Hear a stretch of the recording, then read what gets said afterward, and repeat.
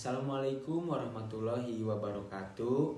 Perkenalkan, nama saya Muhammad Apa Fikria. Saya mahasiswa Ekonomi Syariah semester 2. Saya di sini ingin menyampaikan tugas video untuk ujian akhir semester mata kuliah Ekonomi Makro. Saya di sini mengambil tema tentang inflasi.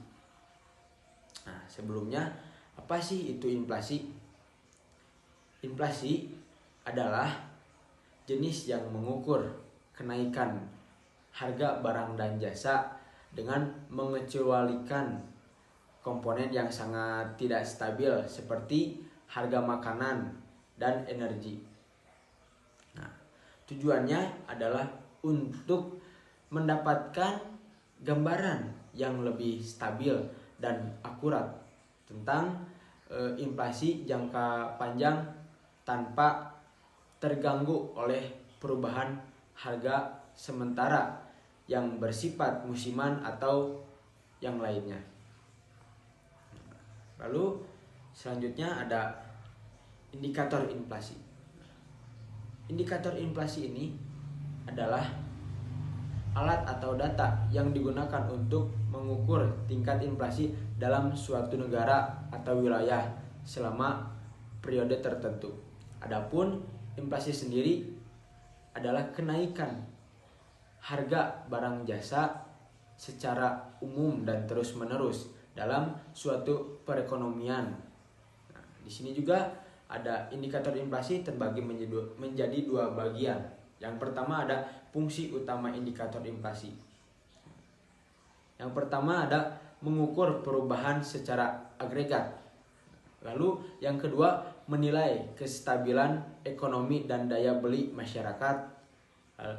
Selanjutnya yang ketiga menjadi dasar pengembalian keputusan dan kebijakan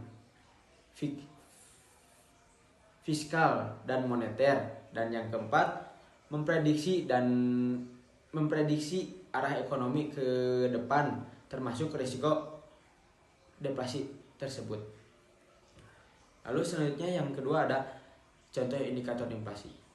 Yang pertama ada indeks harga konsumen atau IHK untuk mengukur harga rata-rata dari paket barang dan jasa yang bisa dikonsumsi oleh masyarakat. Lalu yang kedua ada indeks harga produsen, di mana indeks harga produsen ini untuk mengukur harga yang diterima oleh produsen awal potensi inflasi di tingkat konsumen. Lalu yang ketiga ada inflasi inti, di mana inflasi inti ini menghilangkan komponen harga yang melonjak seperti makanan atau energi. Lalu yang keempat ada deflator PDB. Deflator PDB mengukur perubahan harga dari seluruh barang dan jasa dalam PDB suatu negara. Selanjutnya ada jenis-jenis inflasi. Jenis-jenis inflasi mungkin yang kalian tahu dari namanya juga udah jenis-jenis, berarti banyak ya jenis inflasinya tersebut. Nah, yang pertama ada jenis inflasi terbuka, di mana jenis inflasi terbuka ini terjadi secara nyata dan terlihat dalam harga. Seperti contohnya harga bahan pokok naik di pasaran. Kenapa bisa naik bahan pokok di pasaran? Karena terjadi secara nyata dan terlihat dalam harga tersebut. Nah, yang kedua ada inflasi tertutup, di mana harga tampak stabil tetapi kualitas menurun. Seperti terjadinya saat harga itu stabil tetapi kualitas barangnya itu menurun.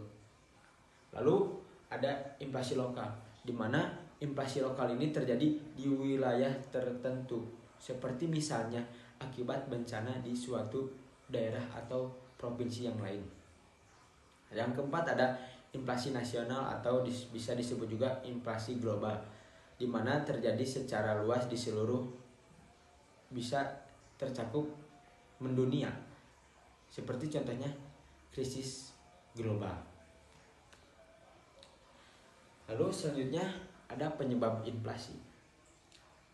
Penyebab inflasi ini yang perlu diwaspadai antara lain adalah kenaikan biaya produksi akibat harga atau bahan baku dan upah tenaga kerja yang meningkat, serta pemerintah yang terus tinggi terhadap barang dan jasa tertentu. Nah, faktor ini saling berinteraksi sehingga menyebabkan harga-harga barang tersebut seperti biaya pendidikan atau kesehatan, lalu mencakup juga kepada barang terus bahan pokok. Nah, itu secara stabil menaik, nah, akan sulit dikendalikan. Lalu selanjutnya ada dampak inflasi, di mana dampak inflasi ini terhadap konsumen terutama terlihat dari menurunnya daya beli, di mana harga barang dan jasa secara konsisten meningkat, sementara pendapatan tidak selalu naik.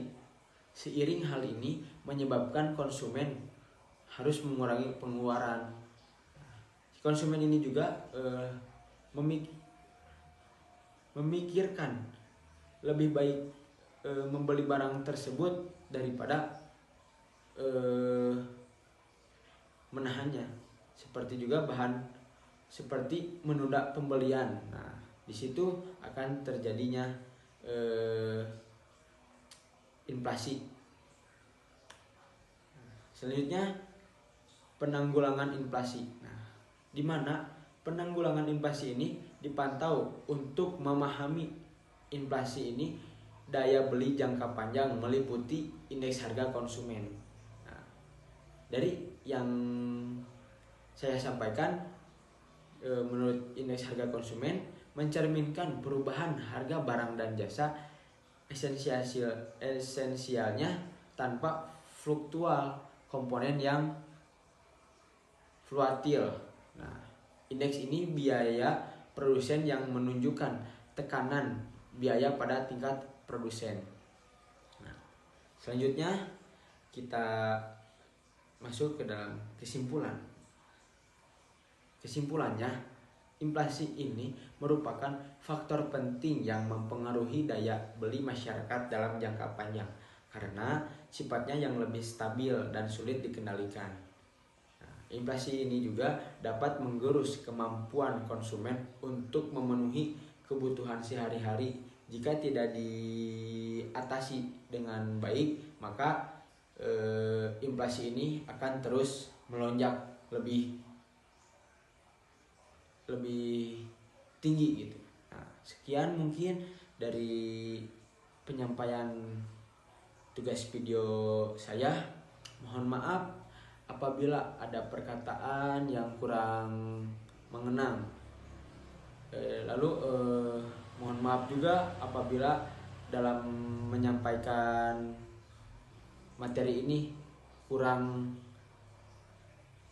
jelas atau kurang dapat dipahami karena saya mungkin masih belajar ya. Sekian dari saya. Assalamualaikum warahmatullahi wabarakatuh.